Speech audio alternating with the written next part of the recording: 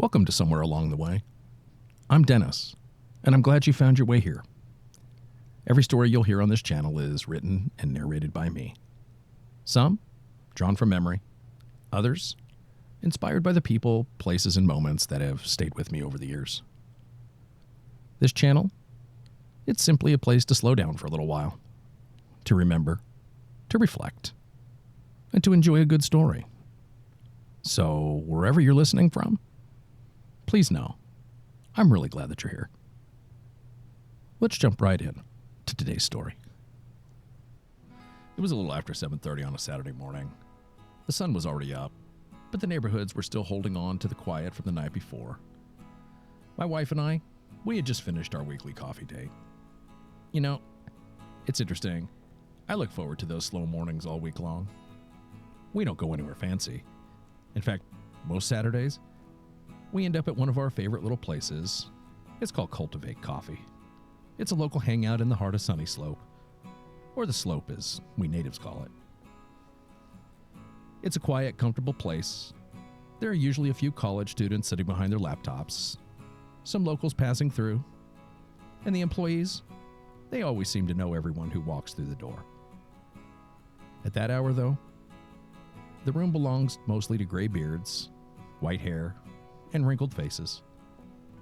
People old enough to enjoy an early Saturday morning. The kind of people I once wondered why they were awake so early.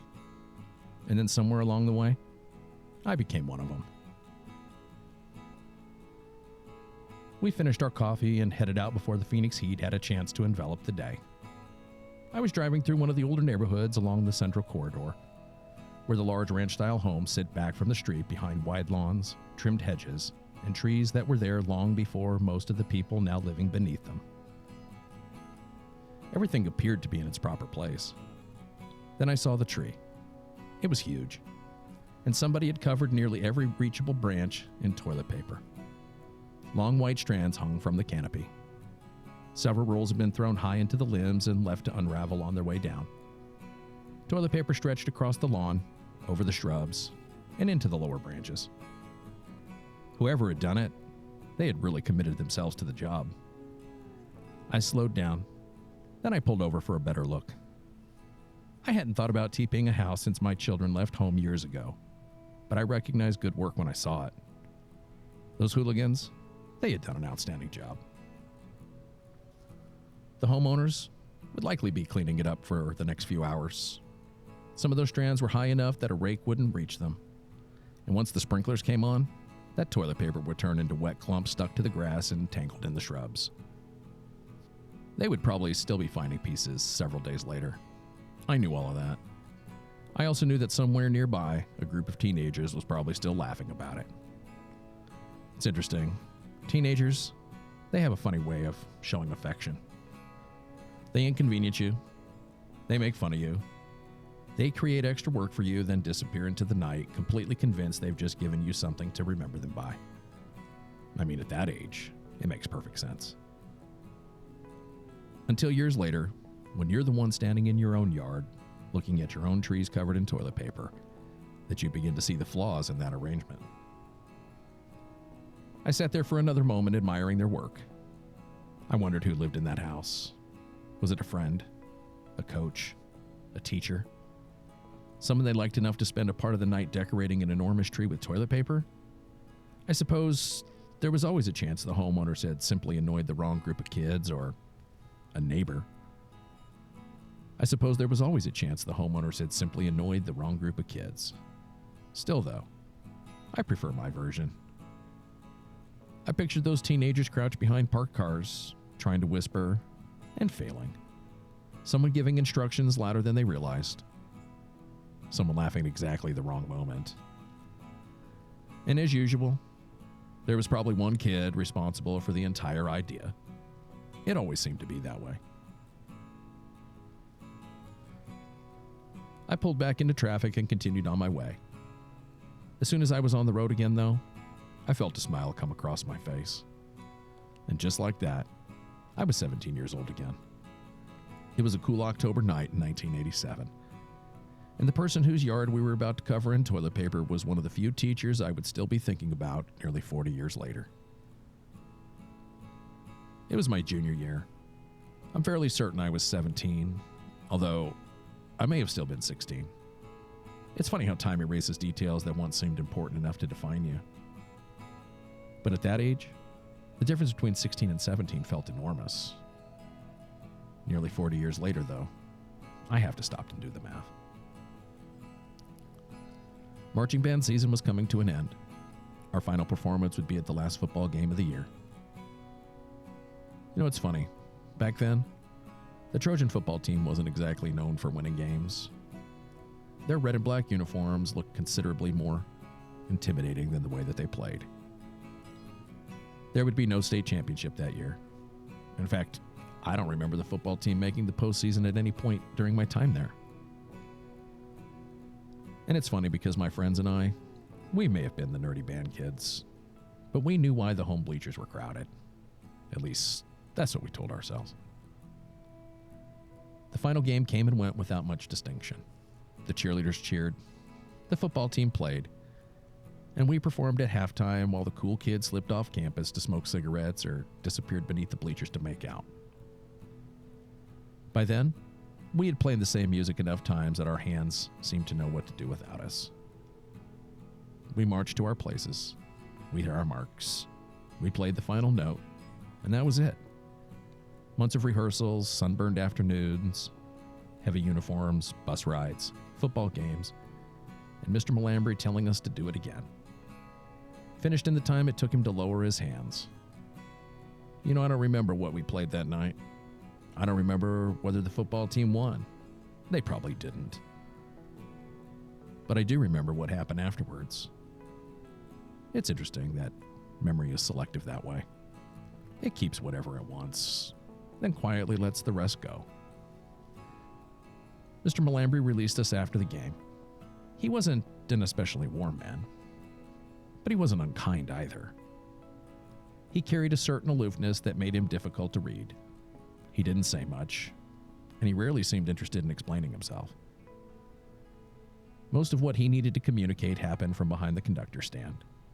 He would lower his head, look over his glasses, squinting at us over those frames, and he'd lift his hand up into the air. Do it again. Then his arm would begin moving, his fingers snapping out the tempo, and we would do it again. At 17, I assumed perfectionism was simply one of the ways older people made life harder than it needed to be. Years later, though, I understand how much patience it must have taken to hear the same mistake repeatedly and still raise his hand one more time. He dismissed us. Everyone scattered.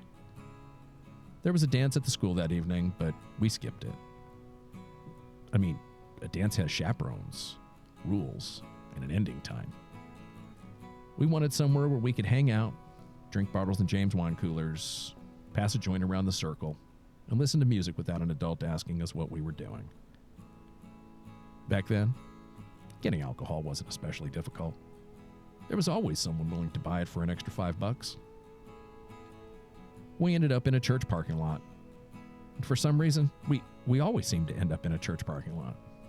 I guess it's because they were large, they were empty, and in 1987, security cameras were still mostly reserved for banks and government buildings. If there was no service, the far corner of a church parking lot could belong to a group of teenagers for hours. But I'm sure the church would have preferred that we find fellowship elsewhere. There were only a handful of us that night. I remember Derek, Mike, Ken, Leanne, Kim, and Carrie, and a few others who had decided to join us at the last minute. The car doors were open, the music poured from the stereos, and we stood around drinking, smoking, laughing, and engaging in the sophisticated level of shit-talking you'd expect from a group of teenagers who believed they understood nearly everything. We trashed the football team as though any of us had ever played football. We discussed the latest gossip. We made fun of the broken hearts created by the most recent power couples breaking up. Then we moved on to something else and laughed just as hard. That night, though, nobody talked about college. Nobody made plans for the following year. Somehow, we just figured the future would take care of itself. At the moment, We had Friday night to get through first. October nights in Phoenix aren't especially cold, but once the sun has been down for a few hours, a chill settles into the air. It was the kind of night made for hoodies, sitting close to someone you liked and talking about absolutely nothing. The kind of night teenagers could stretch well into the following day if nobody made them go home. I can still remember those nights clearly. The voices, they haven't faded. Neither has the laughter. But the memories feel different when the face looking back at me in the mirror bears no resemblance to the kid still living inside of them. Back then, it felt like we had an unlimited supply of Friday nights. Nobody ever tells you when you've reached the last one, though. That evening felt like dozens of nights before it. And then, out of nowhere, someone announced that they were hungry. And just as quickly as we had decided to stay, we packed up everything, climbed into the truck, some in the cab, most in the bed, and we went looking for food. Nobody asked where we were going. At that hour, the options were limited. We needed somewhere cheap, somewhere still open, and somewhere willing to tolerate a group of teenagers arriving shortly before closing. We found a McDonald's. It was late, but we made it through the doors before they locked them. The employees were already cleaning. Chairs had been pushed beneath tables. Someone was wiping down the counter. The smell of French fries still hung in the air, mixed with whatever they used to mop the floor. We ordered our food and carried it to the table. Then the conversation from the church parking lot continued as though we had never left it. You know, that's something I remember about being young. The location, it rarely mattered. Church parking lot, the bed of a truck, a booth inside a McDonald's preparing to close. As long as the same people were there, the night simply followed us inside. We ate, we talked, we laughed considerably louder than we probably realized.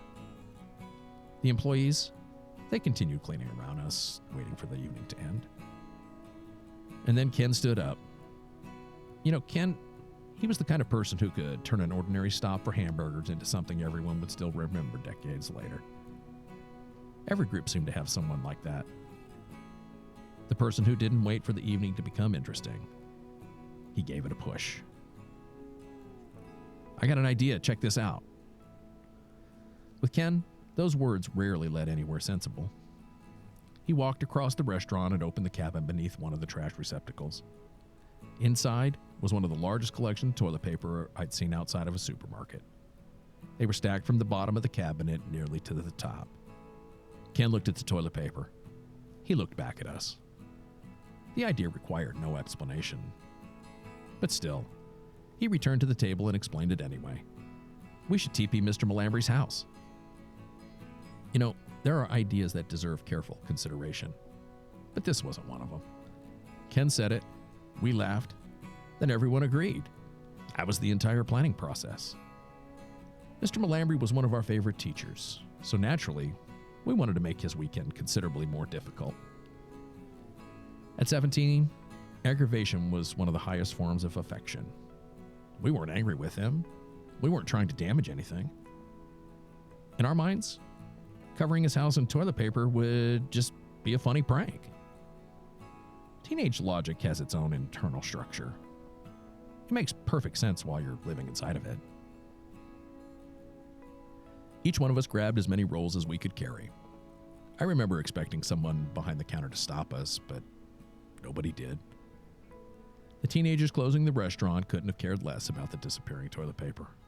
In fact, quite honestly, a few of them looked to be a little jealous. They were stuck mopping floors while we were running into the night with armfuls of stolen bathroom supplies and no real plan beyond using all of it. We hurried back to the truck and piled in. Then someone asked the first useful question of the evening. Where does Mr. Malambry live? It's funny. We all looked at each other. Nobody knew. I had spent hundreds of hours with him by then. Band rehearsals, football games, competitions, private coaching. He had taught me how to write music and how to play by ear. Yet I had no idea where he went when he left school. Teachers were different in those days. You knew where they stood in the classroom. You knew which car belonged to them in the faculty parking lot. You knew the expressions they made when somebody played the wrong note. Then the final bell rang, and they disappeared. It rarely occurred to us that they went home to neighborhoods, spouses, dinners, and lives that continued without us. Mr. Melambry, he existed in the band room, and that's where we had always left him. Fortunately, payphones, they were everywhere. We only needed to find one with an intact phone book. The first phone, it was useless. The white pages had either been torn apart or carried away by someone whose plans were even less developed than ours. We tried another. This time, though, the phone book was still attached. We spread it open and began searching through the M's, using the truck's headlights to see the small black print on pages bleached and stiffened by the Phoenix sun. Knowing how to use a phone book was an essential skill back then. You found the letter, you ran your finger down the names, then hoped the person you wanted was the only one listed. About a quarter of the way down the page, there it was. Frank Melambry. I remember staring at his name. Frank. I'm not sure I knew Mr. Melambry had a first name until that moment. I mean, of course he did. We just simply had no reason to imagine it. To us, he was just Mr. Melambry. Band director, conductor, the man behind the music who squinted over the top of his glasses, yelling at us to do it again. Seeing Frank printed on the phone book made him seem like an actual person for the first time, though. We copied down the address. Mr. Melambry lived only a couple of miles away. We closed the phone book, climbed back into the truck, and headed toward Frank's house with 24 rolls of toilet paper. We rode through the night with Axl Rose welcoming us to the jungle through the Alpine stereo. Back then, having an Alpine in your vehicle, it meant something. At least it did to us teenagers. The music was loud. The cool air whipped through our hair in the bed of the truck.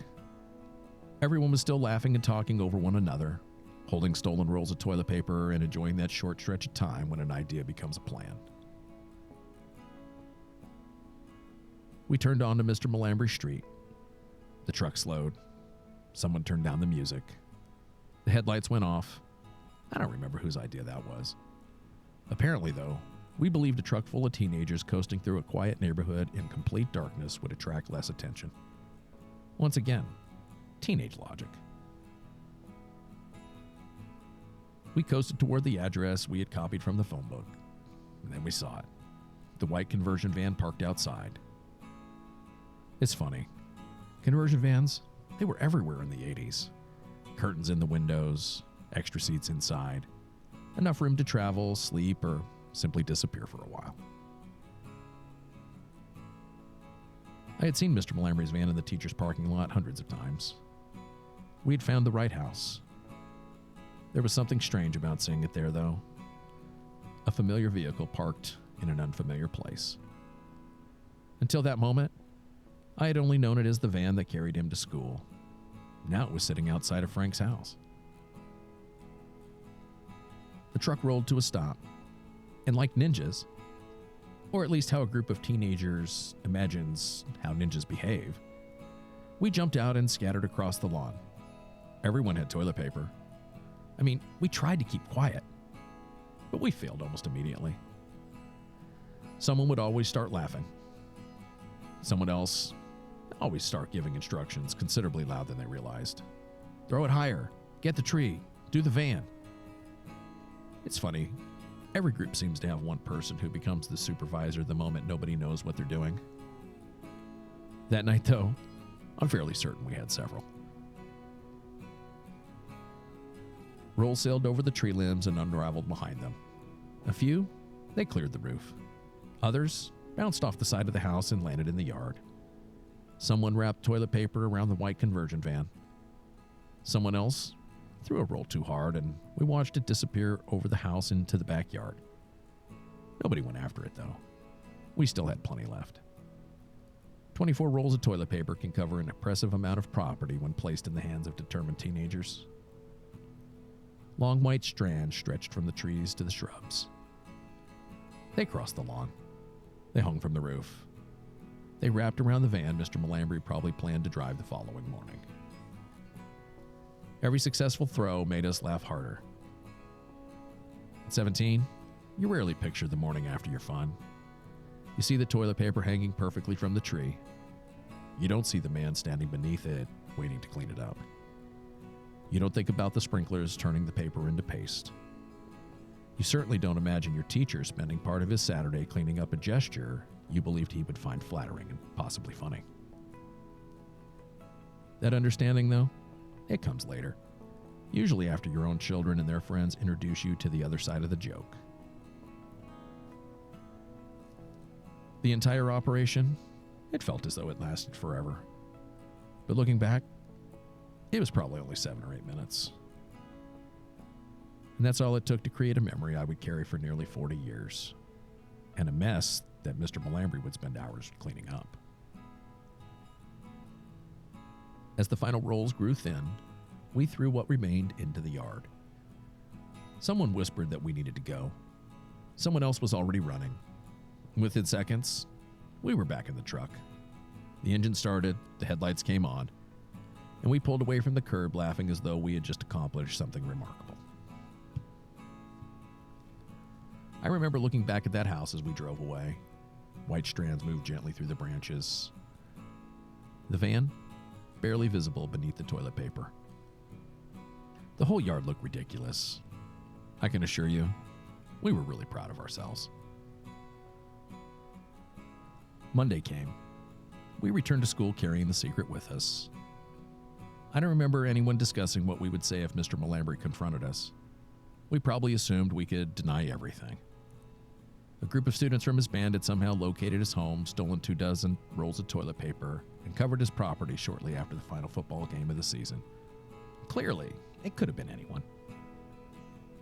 We walked into the band room and watched him carefully. Every expression seemed suspicious. Every pause felt as though he was waiting for one of us to crack. Mr. Melambry stepped behind the conductor stand. He arranged the sheet of music in front of him. He looked over his glasses, raised his hands. He never mentioned the toilet paper. Not one word. That silence stayed with me. At 17, I assumed he either didn't know who had done it or didn't want to give us the satisfaction. Looking back, though, I'm sure he knew. He'd spent enough years around teenagers to recognize our particular combination of guilt and pride. Maybe he'd been on the receiving end of student pranks before. Maybe he looked through the window that night and watched the entire thing happen. Or maybe he simply woke up Saturday morning, saw the toilet paper hanging from the trees, and knew exactly which group of idiots had visited him. Whatever he thought about while cleaning it up, he kept it to himself. That was Mr. Melambry, though. He didn't say much. Then again, some people communicate best through what they choose to do. He raised one hand, his arm began moving, his finger snapped out the tempo, and we started playing. And just like usual, a few measures into the piece, he stopped us. He tilted his head, lowered his glass, and squinted in our direction. "Do it again." So we did. His career was winding down by the time he became my teacher. He carried himself like a man who had already heard every excuse a student could offer and had no interest in hearing any of them again. He was aloof, a little mysterious, cranky at times, and a perfectionist who wore it proudly. If a note was wrong, we played it again. If a section was sloppy, we played it again. If he believed we could do better, we played it again. At the time, I thought he was correcting music. Years later, I realized he was teaching us what it felt like to stay with something until we could do it properly. Mr. Melambry taught me how to write music. He taught me how to play by ear. He coached me for private competitions and spent time helping me prepare when there was no audience to see him doing it. Teachers, they give away thousands of hours that their students never fully recognize. A few minutes after class, an extra rehearsal, a correction repeated for the 10th time, a conversation the teacher may forget by the following week, and the student carries for the rest of his life. I wish I could say I understood that then, but I didn't. Later that school year, I earned a place in the Phoenix Symphony Youth Orchestra. I remember walking onto that stage and looking into the audience. There were rows of unfamiliar faces, parents, families, people waiting to hear someone they had come to support. But by that point in the school year, I was living on the streets, but nobody knew though. My parents, they were occupied with their own lives, I guess. I had learned to move through mine without expecting anyone to ask too many questions. I looked out into the audience, and there was Mr. Melambry. Mrs. Melambry sitting was right beside him. I don't remember him telling me he would be there. I don't remember speaking with him afterward. I can't even tell you what I played that evening. My memory, it let go of all those details long ago. What I remember is seeing the two of them sitting in that audience. Of all the faces in that room, the only one I knew belonged to the quiet, cranky band director whose house we had covered in toilet paper. I wasn't in Mr. Melambry's band my senior year. That summer, my life changed in ways I couldn't have imagined when we were standing in his yard throwing toilet paper over the trees. I carried regrets about leaving band. I still do. Yet, I never stopped going back to the band room. Every so often, I would walk through the door to say hello, check in, and see how he was doing. But by then, the room belonged to another group of students. Different faces sat in the familiar chairs. Different hands held the same instruments. Mr. Melambry stood behind the same conductor stand, lowering his head, looking over his glasses, and asking them to play it again. Life moves forward that way.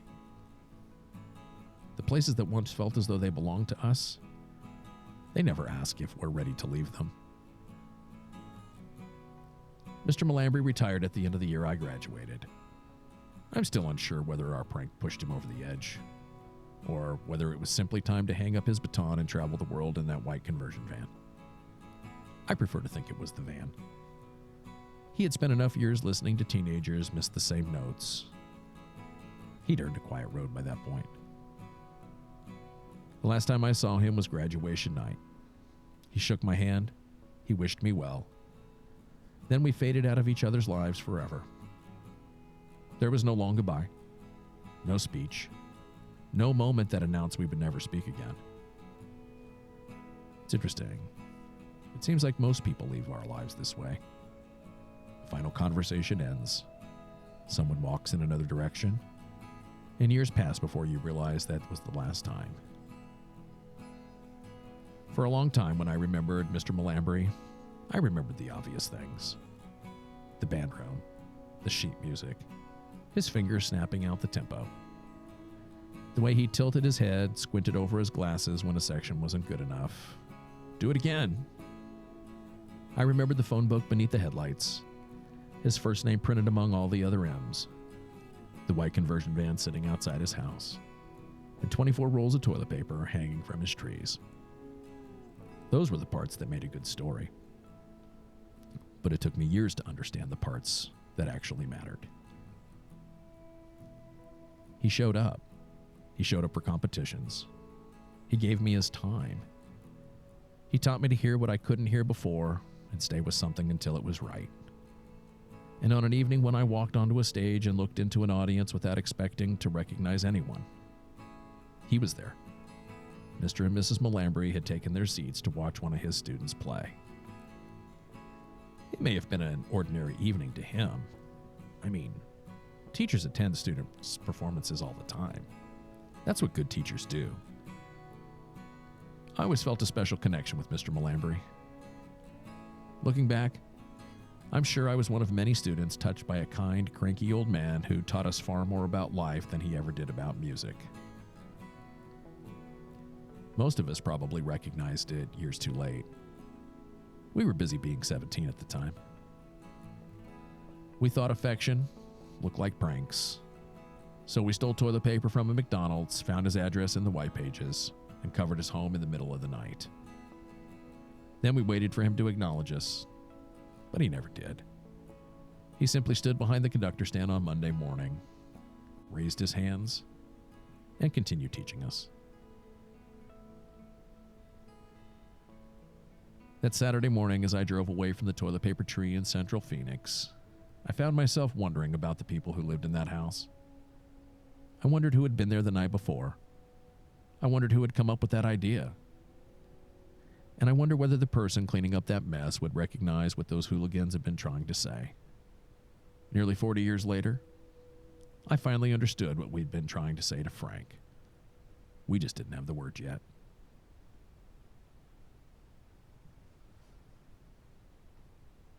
Thanks for spending some time with me today. I hope you enjoyed the story as much as I enjoyed sharing it with you. Until next time, take notice of ordinary things before they become nothing more than memories. And I hope that sometime soon, our paths cross somewhere along the way.